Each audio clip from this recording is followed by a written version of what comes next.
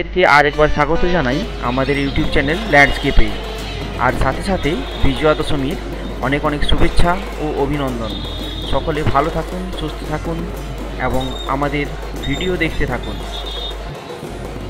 আজ বিজয়া দশমী। আজ আমরা এসেছি পুরুলিয়ার জেলেপাড়ার মানে ধীবর সমিতির আয়োজিত দুর্গাপূজা দেখতে।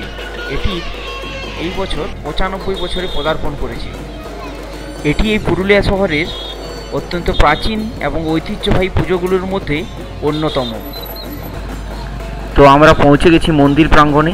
এই যে দেখতে পাচ্ছেন, এটা কিন্তু প্যান্ডেল নয়, এটা মন্দির, সাথে সুন্দর আলোকসজ্জা। আর ডান দিকে ধীবর সমিতির এই যে দেখুন মূর্তিটি, সত্যি খুব সুন্দর। এখানে ছোটোখাটো মেলা বসেছে, দেখতে পাচ্ছেন আইসক্রিম থেকে বেলুন সমস্ত কিছু বিক্রি চলছে।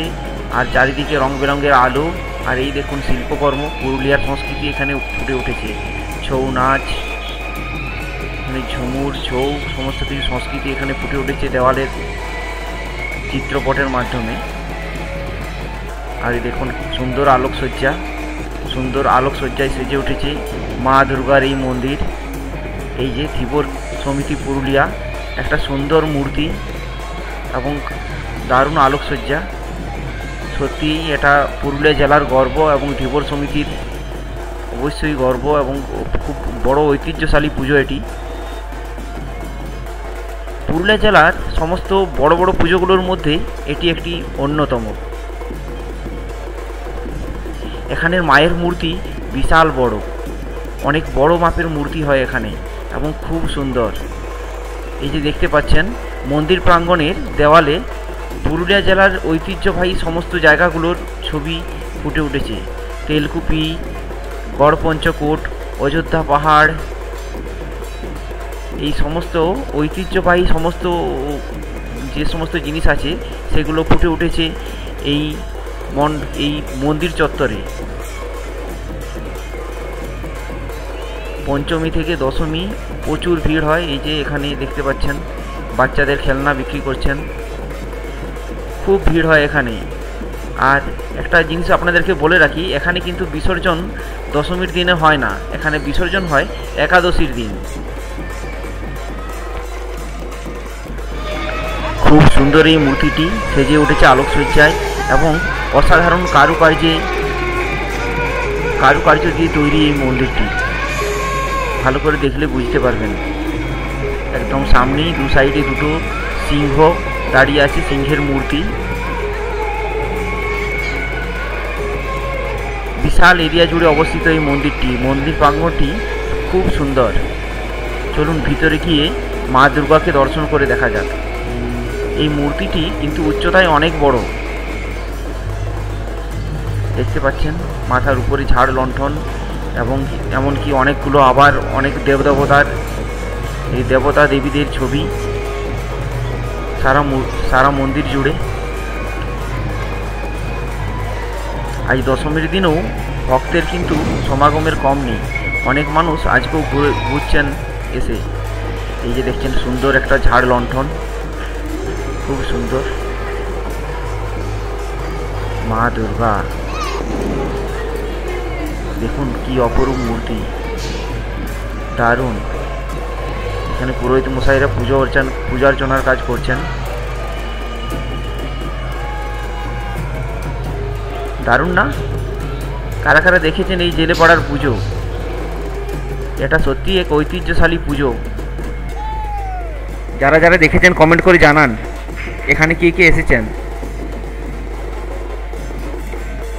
এই ধীবর সমিতি কিন্তু রাস উৎসবও আয়োজন করে। এখানে প্রায় টানা 1 মাস ধরে রাসের মেলা বসে, সেটাও কিন্তু এই ধীবর সমিতিরই আয়োজিত। দেখতে পাচ্ছেন পুরোহিতরা পুজোর পরে এখন বসে বিশ্রাম নিচ্ছেন।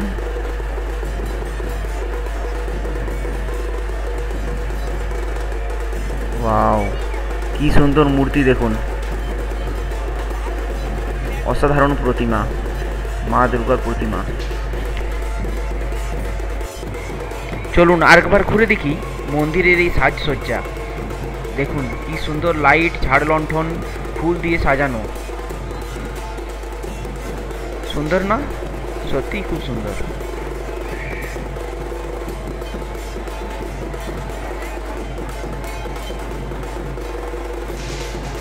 চলুন এবার বাইরের দিকে যাই। দেখুন বাইরে কত মানুষের সমাগম, কত মানুষ দাঁড়িয়ে আছেন এখানে। এই যে এখানে ছোট ছোট ছেলেরা বাজি ফাটানোই ব্যস্ত। তারা এখন আসলে পুজো মানে আনন্দ তো ওদেরই, সবথেকে বেশি আনন্দ ওদেরই। দেখছেন ছোট ছোট ছেলেগুলো কীরকম ফটকা ফাটাচ্ছে, এগুলো দেখে নিজের ছেলেবেলার কথা মনে পড়ে যায়। কি সুন্দরই ছিল না ছোট ছেলেবেলা। এই যত বড় হচ্ছি এই উৎসবের আনন্দগুলো যেন আস্তে আস্তে ফিকে হয়ে যাচ্ছে। এই যে ভাইটি বিক্রি করছে বাচ্চাদের খেলনা, পাখি দিলেই দেখতে পাচ্ছেন।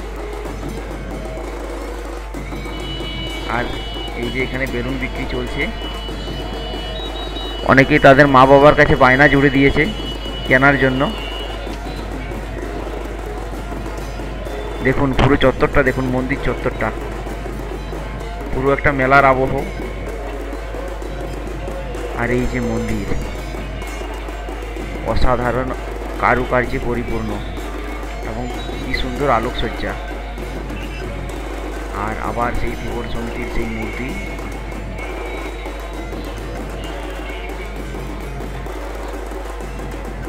এই যে চলছে বেলুন কেনা বেচা।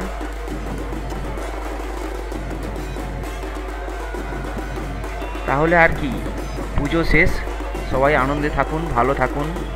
কালকেই এই জেলেপাড়ার মা দুর্গার বিসর্জন। চলুন দেখে নিই একাদশী দিনে বিসর্জনের এক ঝলক।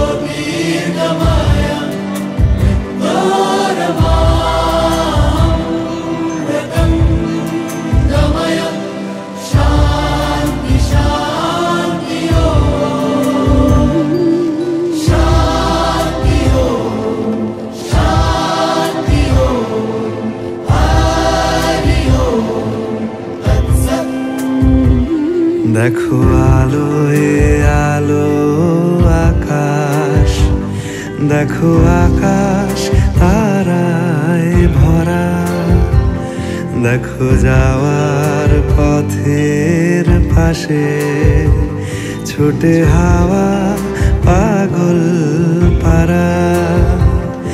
এত আনন্দ আয়োজন সবই বৃথা আমায় ছাড়া। ভরে থাকুক আমার মুঠো, দুই চোখে থাকুক। এবছরের মতো পুজো পরিক্রমা 2021 আমরা এখানেই শেষ করলাম। যদি আমাদের চ্যানেলের ছোট্ট প্রয়াস আপনাদের ভালো লেগে থাকে তাহলে প্লিজ ভিডিওটি লাইক করুন, শেয়ার করুন আর চ্যানেলটি সাবস্ক্রাইব করে পাশে থাকুন। খুব ভালো থাকুন। পরের বছর পুজো পরিক্রমা 2022 নিয়ে আবার দেখা হচ্ছে।